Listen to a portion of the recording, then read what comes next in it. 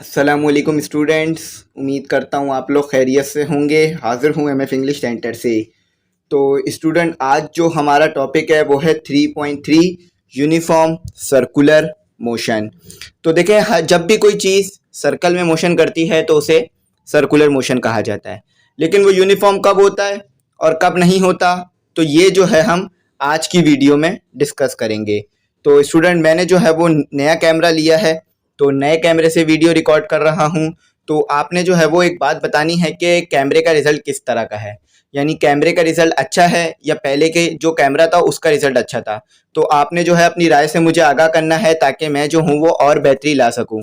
तो अगर आपको ये वाले कैमरे का रिज़ल्ट अच्छा लगे तो आपने जो है मुझे ज़रूर बताना है।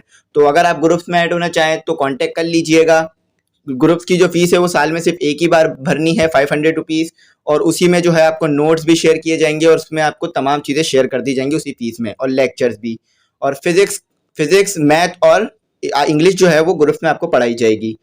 तो चलें आ जाए, अब जो है हम यूनिफॉर्म सर्कुलर मोशन पे बात कर लेते हैं।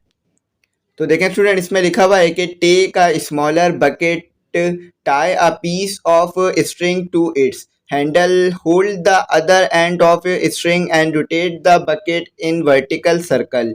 Figure 3.13, you may feel some pull on other arm. You put few coins in the bucket, again rotate it. देखें स्टूडेंट, इसमें क्या कहा जा रहा है, आप जो है वो एक साइड पे देख सकते हैं, पेज आपको जो है वो नजर आ रहा होगा। देखिए, आपको जो है वो कहा जा रहा है आपके पास एक बकेट है, ठीक है, बकेट यानी एक बाल्टी। तो ये जो है आपके पास एक बकेट हो गई, ठीक है, ये आपके पास एक बकेट दे दी गई। अच्छा, अब इसके अंदर जो है वो एक ऊपर जो इसके बंधा हुआ होता है जिससे हम पकड़ते हैं, होल्ड करते हैं बकेट को, वो है। अब इसको आपने बांध दिया रस्सी से, ठीक है। रस्सी से बांध कर आपने इसे सर्कल में मोशन कराने लगे, जैसे कि आप कोई रस्सी से चीज बांध के सर्कल में घुमाते ना, बिल्कुल इसी तरह से आप इसका मोशन करने लगे। तो जब आपने इसका मोशन किया, इसमें मोशन किया यानी सर्कल में ये घूमने लगा, तो सर्कल में घूमने की वजह से इसको जो है एक पुल मिला, यानी आपके हाथ को पुल मिल रहा है, आपका हाथ जो है इसे तेजी में घुमा रहा है और ये जो है ये बकेट सर्कल में घूम रही है। तो इस तरह से जो मोशन होगा वो क्या होगा, सर्कुलर मोशन। यानी आपने बकेट को बांधकर सर्कल में घुमाना शुरू कर दिया ना, तो ये जो है वो सर्कुलर मोशन हो गया। अच्छा, यहाँ पर एक इंटरेस्टिंग बात यह है कि अब आप इस बकेट के अंदर, आगे कहा जा रहा है कि अगर आप इस बकेट के अंदर ना सिक्के डाल दें और फिर घुमाना शुरू करें, तो वो सिक्के जो है ना जमीन पे नहीं गिरेंगे, बल्कि बकेट की जो एंड है ना इस पर आके जम जाएंगे और इस पे ही जमे रहेंगे और बकेट घूमती रहेगी, आपके सिक्के भी अंदर सेफ रहेंगे, बाहर नहीं आएंगे। अक्सर तो ऐसा होता है ना, कोई चीज मोशन कर रही हो, जैसे कि एक गाड़ी है, एक गाड़ी मोशन कर रही है। मैं आपको यहाँ पे डायग्राम बना के दिखाता हूँ। एक गाड़ी है इस तरह से हमारे पास, ठीक है, मोशन कर रही है, और आपने जो है अगर डिग्गी है पीछे गाड़ी में वो खुली छोड़ दी, तो चीज क्या होती है, पीछे से गिर जाती है निकल के, ठीक है। लेकिन यहाँ ऐसा नहीं होगा, यहाँ आप बकेट खुली छोड़ेंगे फिर भी नहीं गिरेगी, वो घूमता ही रहेगी। अब इसी तरह से आप पानी भर दें, अब पानी आपको पता है लिक्विड है, इजीली जो है वो निकल जाता है, बह जाता है, लेकिन वो भी नहीं बहेगा। तो क्यों नहीं बहेगा, क्योंकि जो आपके पास ये सिक्के हैं इनको जो है वो सेंट्रीफ्यूगल फोर्स जो है वो अपनी तरफ खींच रही होगी, और बकेट को जो है आप अपनी तरफ खींच रहे होंगे सेंट्रीपिटल फोर्स से। अच्छा, अब यहाँ पर एक इंटरेस्टिंग चीज के सेंट्रीपिटल फोर्स और सेंट्रीफ्यूगल फोर्स क्या होती है। देखिए, सेंट्रीपिटल फोर्स तो आपको नीचे पढ़ाई जाएगी, ठीक है। यहाँ पर आपको क्या दी जा रही थी, जस्ट एग्जाम्पल दी जा रही थी, यहाँ पर आपको बकेट की एग्जाम्पल दी थी ताकि आपको बात अच्छी तरह समझ में आ जाए। तो ये होती है सेंट्रीपिटल फोर्स। तो सेंट्रीपिटल फोर्स का क्या काम होता है, सेंट्रीफ्यूगल फोर्स का क्या काम होता है, ये आपको आगे नीचे डिटेल में पढ़ाया जाएगा, ठीक है, डिटेल में। तो सिंपल आपने ये याद रखना है कि आपके पास एक बकेट है ना, तो ये बकेट जो है ये मोशन करेगी सर्कल में सेंट्रीपिटल फोर्स की वजह से। किसकी वजह से मूव करेगी, सेंट्रीपिटल की वजह से। अच्छा, ये जो सिक्के अंदर होल्ड रहेंगे ना, गिरेंगे नहीं, ये नहीं गिरेंगे सेंट्रीफ्यूगल की वजह से, क्योंकि सेंट्रीपिटल जो है वो सेंटर की तरफ खींच रही है बकेट को, तो बकेट मूव करती जा रही है। और सेंट्रीफ्यूगल जो है यानी ये जो सिक्कों पे लग रही है, ये इसे बाहर की तरफ निकालने की कोशिश कर रही है, तो जिसकी वजह से सिक्के इधर कोने पे जम गए, मोशन नहीं कर पा रहे हैं, जिस वजह से आपके सिक्के भी नहीं गिर रहे हैं और आपकी बकेट मोशन कर रही है। तो उम्मीद करता हूँ ये आपको समझ में आ गई होगी बात। अच्छा, डायग्राम जो है वो आप देख सकते हैं 72 पेज नंबर पर है, 3.12 डायग्राम है आपके पास, ठीक है। तो इसे मैं करता हूँ रिमूव, और रिमूव करके मैं क्या करता हूँ आपके लिए जो है वो सेंट्रीपिटल फोर्स का कॉन्सेप्ट आपको समझाता हूँ। आप तो चलें स्टूडेंट, अब सेंट्रीपिटल का कॉन्सेप्ट समझते हैं। इसके बाद इसका एक न्यूमेरिकल भी है, वो भी करेंगे। तो आपने जो है वो वीडियो की क्वालिटी बतानी है कि वीडियो की क्वालिटी किस तरह की आ रही है। ठीक है, पहले जो क्वालिटी आती थी वीडियो की, यानी इससे पहले जो मैं वीडियो अपलोड करता था मोबाइल से, वो ज़्यादा अच्छा है या ये ज़्यादा अच्छा है? ठीक है, आपने अपनी राय से ज़रूर आगाह कीजिएगा। तो देखें आप, सेंट्रीपिटल फोर्स होती क्या है, यहाँ पर लिखा हुआ है, the force required to move a body along a circular path is called centripetal force. देखिए, वो फोर्स जिसकी जरूरत होती है हमें किसी भी चीज को सर्कल में मूव कराने के लिए, उस फोर्स को हम क्या कहते हैं, सेंट्रीपिटल फोर्स। तो एक बार जो है मैं और रिपीट कर देता हूं आपके लिए सेंट्रीपिटल फोर्स की डेफिनेशन, कि वो फोर्स जो कि किसी भी चीज को सर्कल में मूव कराती रहती है उसे कहते हैं सेंट्रीपिटल फोर्स। यानी इसकी जो डायरेक्शन है वो किस तरफ होती है, सेंटर की तरफ। इसकी डायरेक्शन किस तरफ होती है, ये बात याद रखिएगा, बहुत इंपॉर्टेंट बात है, सेंटर की तरफ। देखें, ये जो आपको एरिया नजर आ रहा है ना सर्कल का, ये जो सर्कल की बाउंड्री नजर आ रही है, इसे कहते हैं सरकमफेरेंस। इसे क्या कहते हैं, सर्कल की बाउंड्री को कहते हैं सरकमफेरेंस। तो ये होता है सरकमफेरेंस। तो इस सरकमफेरेंस पे जो है वो कोई भी चीज घूमती है। तो इस सरकमफेरेंस पे आपको किसी भी चीज को घुमाने के लिए किस चीज की रिक्वायर्ड होगी, सेंट्रीपिटल फोर्स की। क्योंकि सेंट्रीपिटल फोर्स जो है वो बाहर नहीं निकलने देती है किसी भी ऑब्जेक्ट को सर्कल से, यानी सर्कल में ही जो है वो मोशन कराती है। और अब सेंट्रीफ्यूगल फोर्स का क्या काम होता है, सेंट्रीफ्यूगल का फोर्स का काम होता है कि किसी तरह से ऑब्जेक्ट को इस सर्कल से बाहर निकाल लिया जाए। ठीक है, बाहर निकाल लिया जाए। तो सेंट्रीपिटल फोर्स जो है वो पुश कर रही होती है, यानी अपनी तरफ खींच रही होती है। ठीक है, सेंट्रीपिटल फोर्स क्या कर रही होती है, अपनी तरफ जो है वो चीज को खींच रही होती है ताकि चीज जो है वो बाहर ना जा सके। और सेंट्रीफ्यूगल फोर्स क्या करती है, वो पुल करती है, बाहर की तरफ धक्का देती है ताकि वो चीज बाहर निकल जाए, सर्कल में मोशन नहीं करती रहे। तो ये काम होता है सेंट्रीपिटल और सेंट्रीफ्यूगल फोर्स का। तो उम्मीद करता हूं आप जो है वो समझ गए होंगे कि सर्कल की बाउंड्री को क्या कहा जाता है, सरकमफेरेंस कहा जाता है। तो अब यहाँ पर जो है हमारे पास लिख के दिया हुआ है कि फॉर्मूला। ठीक है, फॉर्मूला पे डिसाइड करते हैं, डिस्कस करते हैं। ठीक है, फॉर्मूले की डिस्कशन करते हैं, कि फॉर्मूले के ऊपर डिस्कशन करते हैं कि फॉर्मूला क्या है। देखें, जब भी कोई चीज सर्कल में घूमेगी उसके पास m यानी मास तो होगा ना, वजन तो होगा, कुछ उसका कुछ मास तो बनेगा ना। ठीक है, उसके पास v भी होगी। v क्या है, वेलोसिटी, क्योंकि अगर वेलोसिटी नहीं होगी तो डिस्टेंस कैसे कवर करेगी, सर्कल में घूम रही है तो भी डिस्टेंस ही कवर हो रहा है ना।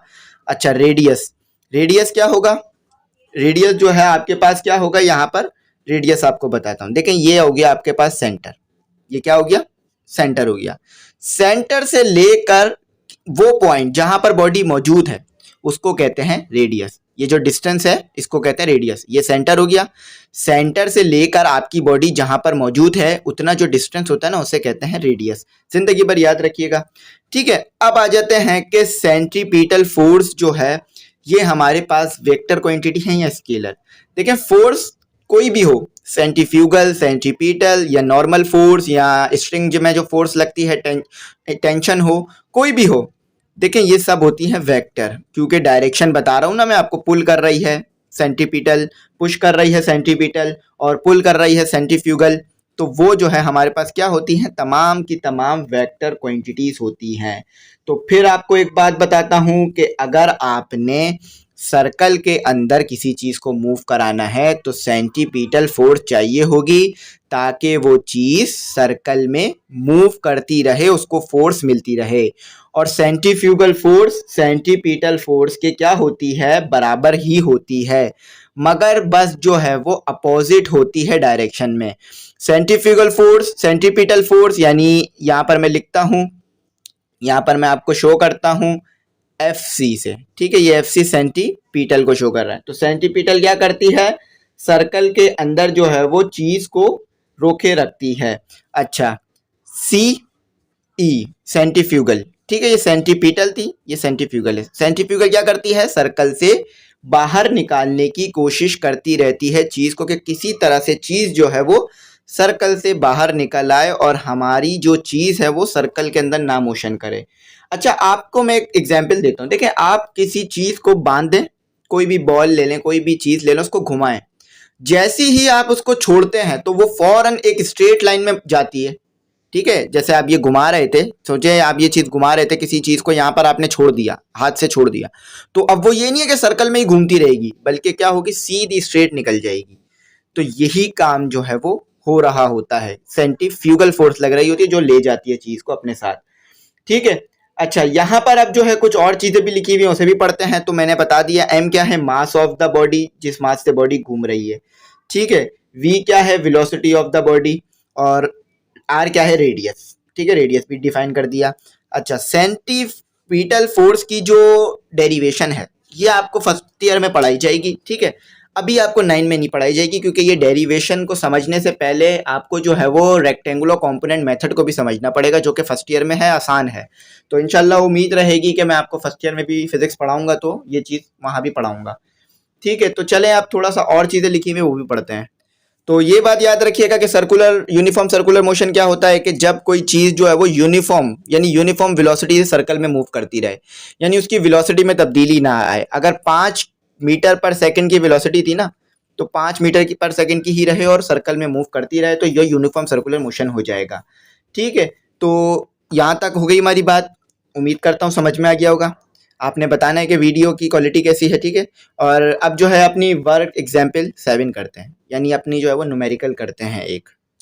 तो स्टूडेंट आपके पास जो न्यूमेरिकल है वो उतारता हूँ। ठीक है, गिवन डेटा बनाते हैं, फिर न्यूमेरिकल अच्छी तरीके से सॉल्व करते हैं। देखिए यहाँ पर सबसे पहले तो गिवन डेटा लिख लीजिए, चाहे आपको जो है अभी अपने पढ़ा है या नहीं पढ़ा, डेट न्यूमेरिकल से लिख लीजिए ताकि काम आसान हो। देखिए कहा जा रहा है कि अ cyclist is making a turn along a circle of radius. तो साइक्लिस्ट जो है ना, यानी जो साइकिल चलाता है उसे साइक्लिस्ट कहा जाता है। तो साइक्लिस्ट जो है ना वो टर्न लेता है, यानी एक तरह से जो है ना मूव करता है। देखिए सीधा जा रहा था, सीधा जाते जाते टर्न लेता है, तो सही है, जब वो टर्न लेगा तो एक तरह से सर्कल बनेगा। अगर वो दोबारा पूरा टर्न कर ले तो सर्कल ही बना लेगा। तो इसी तरह से वो सीधा जाते जाते टर्न लेता है। ठीक है, क्या करता है, टर्न लेता है। तो जब वो टर्न लेता है तो रेडियस क्या बनता है, रेडियस बनता है 20 मीटर। रेडियस एक लेंथ होती है। ठीक है, मैंने आपको बताया ना अभी। अच्छा, वो कितनी स्पीड से टर्न लेता है, स्पीड भी आपको दी हुई है, स्पीड यानी वेलोसिटी। ठीक है, वेलोसिटी लिखेंगे यहाँ। तो यहाँ पर आपको वेलोसिटी डिनोट की जाती है, लेकिन आपको पता है कि वेलोसिटी में तो हमारे पास डिस्प्लेसमेंट होता है जो कि एक स्ट्रेट लाइन में होता है। तो वेलोसिटी यहाँ पर स्पीड ही को वेलोसिटी कहा जा रहा होता है, वी से डिनोट किया जा रहा होता है। ठीक है, वेलोसिटी अलग है, स्पीड अलग है, इसमें डिफरेंशिएट रखिएगा। अच्छा, if the combined mass of the cyclist plus the cycle is, देखें ये जो आपको मास दिया हुआ है ना, ये m से डिनोट होगा, और ये साइक्लिस्ट का मास भी है, यानी जो साइकिल चला रहा है उसका मास भी है, और साइकिल का मास दोनों मिला दिया। आपकी टेंशन को कर दिया यहाँ पर आधा, साइक्लिस्ट का मास और साइकिल का मास दोनों मिला दिया। कहा जा रहा है कि कैलकुलेट द स्टैटिक फ्रिक्शन।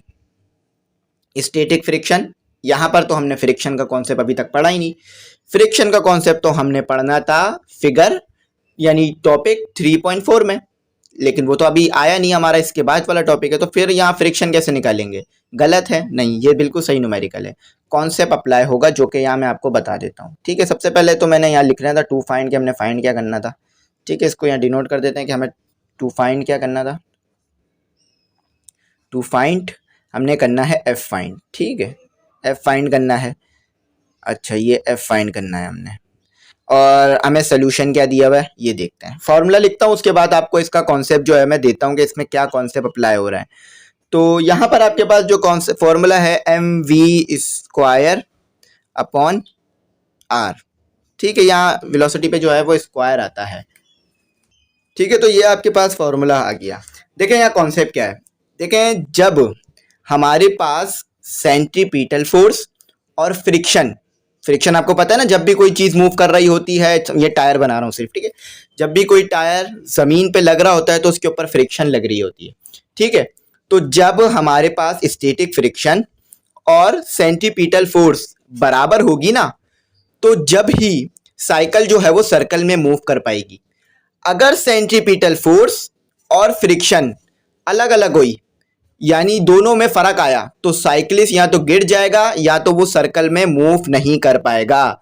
याद रखिएगा, फिर बताता हूं कि जब स्टैटिक फ्रिक्शन, ऐसे लिख देता हूं स्टैटिक फ्रिक्शन।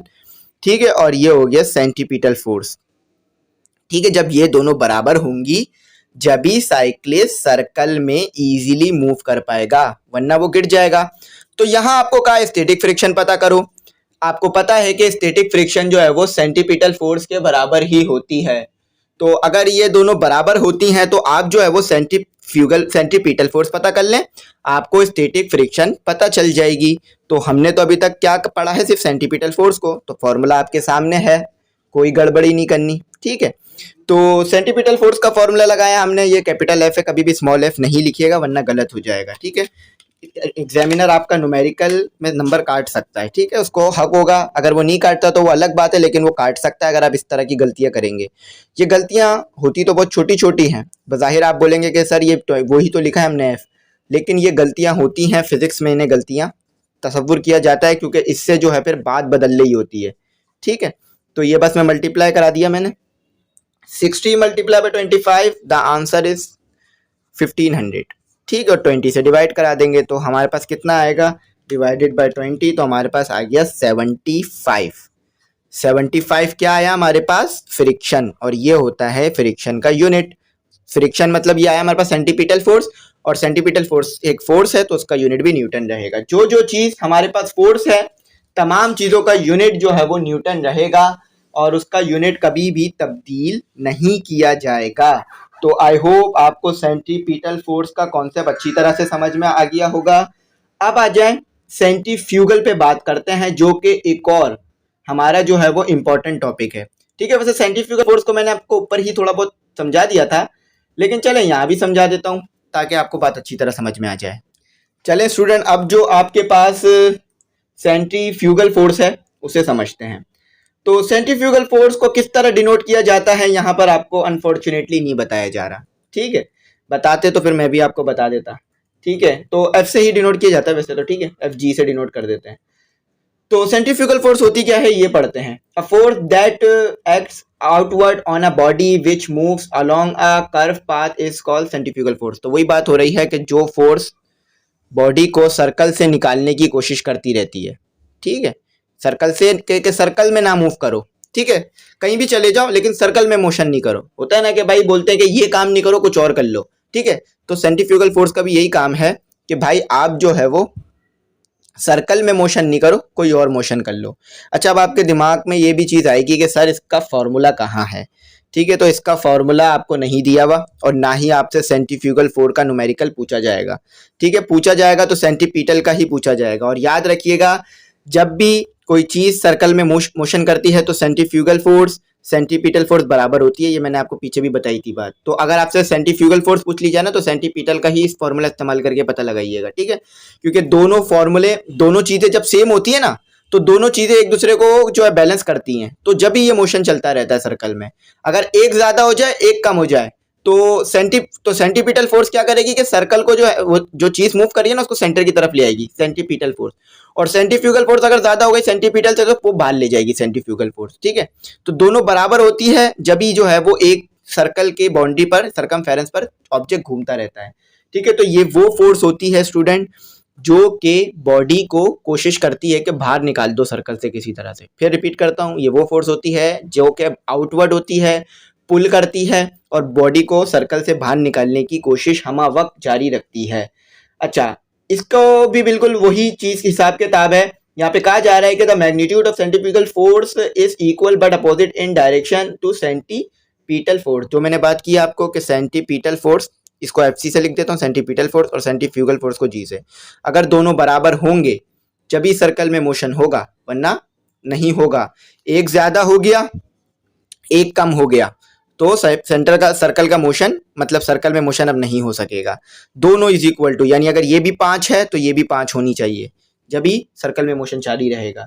अब इसमें एक बात बताई जा रही है, it is always directed away from centre of curvature. तो ये जो है यानी जो सर्कल का जो सेंटर होता है इससे बाहर की तरफ जाती है, यानी आउटवर्ड इसकी डायरेक्शन होती है। आप देख सकते हैं कि ये बाहर निकाल रही है ना तो आउटवर्ड डायरेक्शन होगी। और सेंटीपिटल फोर्स की डायरेक्शन किस तरफ होती है, सर्कल के सेंटर की तरफ, ठीक है। याद रखिएगा, सेंट्रीफ्यूगल की सर्कल के सेंटर से आउटवर्ड होती है यानी बाहर की तरफ, और सेंटीपिटल की जो है वो अंदर की तरफ होती है। अच्छा, एप्लीकेशन ऑफ सेंट्रीफ्यूज। तो यहाँ तक सेंट्रीफ्यूज जो है, यानी जो सेंट्रीफ्यूज लिख के दिया हुआ है आपको, ये जो है काफी ज्यादा इस्तेमाल होता है। अब ये कहाँ कहाँ इस्तेमाल होता है, यहाँ पर मैं आपको छोटी सी एग्जाम्पलें दूंगा। विद एग्जाम्पल देने से अच्छा ये है कि मैं आपको साथ ही वो चीज़ें बता दूं जिसमें ये इस्तेमाल होता है। देखें, आप मुझे एक बात बताएं कि आप जो क्रीम इस्तेमाल करते हैं वो कहाँ से आती है। बेशक वो दूध से निकलती है, ये तो बात सच है, लेकिन उस क्रीम को किस तरह से दूध से सेपरेट किया जाता है, ये एक प्रोसेस होता है। तो इस प्रोसेस में जो है ये हमारे पास सेंट्रीफ्यूज, ये जो होता है कॉन्सेप्ट, ये अप्लाई होता है। ठीक है, सेंट्रीफ्यूज जो ये कॉन्सेप्ट है, ये फ्यूज है, सेंट्रीफ्यूज नहीं है, सेंट्रीफ्यूज है। ठीक है, ये सेंट्रीफ्यूज पढ़िएगा। तो ये कॉन्सेप्ट जो है वो अप्लाई हो रहा होता है। तो अब आ जाए स्टूडेंट, यहाँ पर उस क्रीम पे बात कर रहे थे। ठीक है, तो देखें ये क्रीम को किस तरह सेपरेट किया जाता है, आपको आगे मशीनें भी दी हुई हैं। ठीक है, वो फिर मैं वहां बताऊंगा, लेकिन फिर वो क्रीम के एग्जाम्पल अगर मैं आपको दूंगा ना तो फिर वो इतना मजा नहीं आएगा, क्योंकि वो थोड़ी हार्ड है। इससे ज्यादा आसान एग्जाम्पल मैं देता हूँ आपको, क्योंकि आपने कभी मशीन से क्रीम को सेपरेट नहीं किया होगा मिल्क से। ठीक है, लेकिन आपने एक चीज जरूर इस्तेमाल की होगी जिसके अंदर जो है वो सेंट्रीफ्यूज जो है वो एप्लीकेशन ऑफ सेंट्रीफ्यूज इस्तेमाल हुआ होगा। अब मैं बताता हूँ वो है क्या। आपने अपने घर में ऐसी मशीन तो जरूर अपनी जिंदगी में देखी होगी या आपके घर में भी होगी, जिसमें जो है अगर आप कपड़े डालें यानी गीले कपड़े डालें तो वो क्या करता है, गीले कपड़े को साफ करके दे देता है आपको। यानी ये आपके गीले कपड़े हैं, ये आपने डाले, ठीक है, बस थोड़ा सा ऐसे ही रफ बनाया मैंने कपड़े, तो कोशिश कीजिएगा समझने कपड़े हैं। ठीक है, तो जब आपने अपने गीले कपड़े उस मशीन में डाले तो वो क्या होता है, आपके कपड़ों को किस तरह से साफ कर देता है, मतलब किस तरह से जो सुखा देता है। आपके कपड़े तो बहुत ज्यादा गीले होते हैं, उसके अंदर जो है वो काफी ज्यादा पानी जमा होता है, तो फिर वो क्या ऐसी चीज होती है जो कि आपके कपड़ों को सुखा देती है, यानी वेट वेट क्लोथ, यानी गीले कपड़ों को क्या सुखा देती है। तो यही कॉन्सेप्ट होता है जो अप्लाई हो रहा होता है।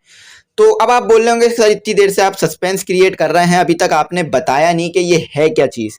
तो यहाँ पर देखें यही बात बताई जा रही थी कि ये एप्लीकेशन ऑफ सेंट्रीफ्यूज जो है ना, ये इस्तेमाल क्यों की जाती है, चीजों को सेपरेट करने के लिए। थोड़ा सा पढ़ देता हूं। The centrifuge appliances are used to separate heavier particles from lighter particles in liquid। तो इनको किस लिए इस्तेमाल किया जाता है, इनको इसलिए इस्तेमाल किया जाता है कि जो हैवी पार्टिकल हैं और जो लाइटियर पार्टिकल है इन्हें अलग अलग कर लिया जाए। ठीक है, जैसे कि आपको पता है कि गुड़ से शुगर बनती है, आगे लिखा हुआ है कि ना, sugar crystals are separated from molasses. तो आपको पता है कि गुड़ से शुगर बनती है, शुगर के जो पार्टिकल्स होते हैं वो छोटे होते हैं, गुड़ के बड़े होते हैं, यानी गुड़ बड़ा होता है, शुगर छोटा होता है। तो शुगर को गुड़ से क्या कर लिया जाता है, अलग। तो इधर यही कॉन्सेप्ट लाया होता है। अच्छा, अब ये मैं आपको ना बेहतरीन तरीके से समझाता हूँ रोड बैंकिंग एग्जाम्पल देकर। तो यहाँ लिखा हुआ है कि द आउटर एज और bank of the road is raise to a certain height at the curved path of roads. These provide the centripetal force against the type vehicle, hence prevents from skidding। तो देखें यहाँ क्या बताया जा रहा है, आपको पता है कि रोड आपने देखा होगा, अगर आपने कभी रेस फिल्मों में देखी है, यानी जो रेस ट्रैक होते हैं जो सर्कल में होते हैं, तो उसमें जो एक तरफ का हिस्सा होता है ना, यानी ये रेस ट्रैक है, तो एक तरफ का हिस्सा थोड़ा उभरा हुआ होता है, उठा हुआ होता है। तो वो क्यों उठाया हुआ होता है उन्होंने, वो इसीलिए उठाया हुआ होता है ताकि फ्रिक्शन मिले और बॉडी को जो है ना ज्यादा सेंटर की तरफ धकेला जा सके। यानी आपने देखा होगा कि ऐसा होता है, मैं आपको बताता हूँ, ये फ्लैट नहीं होता, ऐसा होता है, उठा हुआ होता है थोड़ा थोड़ा। ठीक है, तो जब गाड़ी इस पे आके लगती है ना तो फ्रिक्शन होती है, और फिर जो सेंट्रीपिटल फोर्स है वो क्या करता है कि गाड़ी को सेंटर की तरफ धक्का देता है, तो जिससे गाड़ी और तेजी से मूव करती है। अगर वो बिल्कुल फ्लैट हो ना, बिल्कुल ऐसे, तो वो गाड़ी डायरेक्ट दीवार से जाके टकराए और उसको जो है वो रोल कर जाए, सेंट्रीफ्यूगल फोर्स और सेंट्रीपिटल फोर्स बैलेंस ना रह पाए। तो इसीलिए थोड़ा सा यूं कर्व करके बनाया जाता है ताकि गाड़ी जो है स्किड ना करे, यानी फिसले ना, और सही तरह से मोशन चलता रहे। अच्छा, अब क्रीम सेपरेटर, वो जो मैंने आपको एग्जांपल दी थी ना ऊपर के, भाई क्रीम और मिल्क को कैसे अलग किया जाता है वो बताता हूँ। तो पहले आप मशीन देख लें कि कौन सी मशीन है जिससे ये काम होता है। तो मैं ये कहूंगा कि ये बुक बहुत बेहतरीन है, लेकिन जो चीजें इसमें दी हुई हैं अगर आप वो बड़े ध्यान से पढ़ते हैं तो इंशाल्लाह आप अपने जिंदगी में कोई अच्छा मुकाम जरूर हासिल करेंगे। ठीक है, चाहे आप डॉक्टर, इंजीनियर, साइंटिस्ट, कोई क्रिकेटर या कुछ भी बनना चाहते हैं तो जरूर बन जाएंगे, क्योंकि इसमें इतना बेहतरीन तरीके से आपको लिख कर दिया है, समझाया गया है। और अगर अच्छा टीचर भी मिले, वैसे टीचर तो होते ही अच्छे हैं, बस बच्चे की सलाहियत ये है कि वो टीचर को सही से सुने, तो वो आपको जरूर टीचर बहुत अच्छी तरीके से इस बुक के जरिए पढ़ा सकता है। तो मैं वर्ड टू वर्ड पढ़ाने की कोशिश करता हूँ। ठीक है, तो ये मैं बता रहा था कि इस बुक की इंपॉर्टेंट क्या है। देखिए मिल्क को सेपरेट कैसे करते हैं, इस पर जल्दी से बात करता हूँ। देखिए आपको पता है कि मिल्क जो है वो लिक्विड में होता है और क्रीम थोड़ी सी जो है वो थिक होती है, यानी गाढ़ी होती है। तो क्या करते हैं हम, हम जो है वो यहाँ पर क्या करते हैं कि मिल्क को जो है ना, स्किम्ड मिल्क यानी जो मिल्क होता है ना, उसको हम डालते हैं, उसके अंदर क्रीम मौजूद होती है। तो हम जो है इस मशीन को घुमा देते हैं, यानी इसको घुमाने यानी सर्कल में घूम रही होती है ये मशीन, बिल्कुल यूं राउंड घूम रही होती है। तो जब ये मशीन जो है वो घूमती है ना, तो हैवी पार्टिकल्स जो है वो एक तरफ चले जाते हैं और स्किम्ड मिल्क यानी जो दूध होता है ना, वो एक तरफ आ जाता है। तो अब यहाँ पर ये क्या है कि दूध जो है ना वो थोड़ा भारी होता है क्रीम के मुकाबले में, दूध का वजन क्रीम के मुकाबले में ज्यादा होता है। जब भी 1 किलो दूध सस्ता है 1 किलो क्रीम के मुकाबले में, ठीक है। तो क्रीम क्या, दूध क्या होता है, दूध जब ये घूमती है ना मशीन तेजी में, तो ये दूध जो है ना वो, ये जो आपको दिया हुआ है क्रीम सेपरेटर, तो ये जो दूध होता है ना वो इसके कोनों पर आके जमा हो जाता है, दूध कोनों पर आके जमा हो जाता है, और क्रीम जो है ना वो सेंटर में आ जाती है।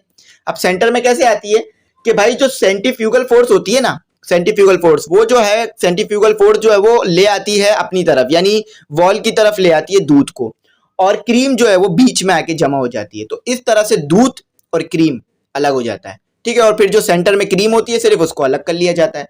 तो देखा आपने कैसा कॉन्सेप्ट अप्लाई करके दूध और क्रीम को अलग कर लिया। वैसे तो आप ये बोलेंगे सर दूध और क्रीम को अलग करने के लिए तो स्पून का या चमचे का इस्तेमाल किया जाता है, बस ऊपर से उठा लेते हैं।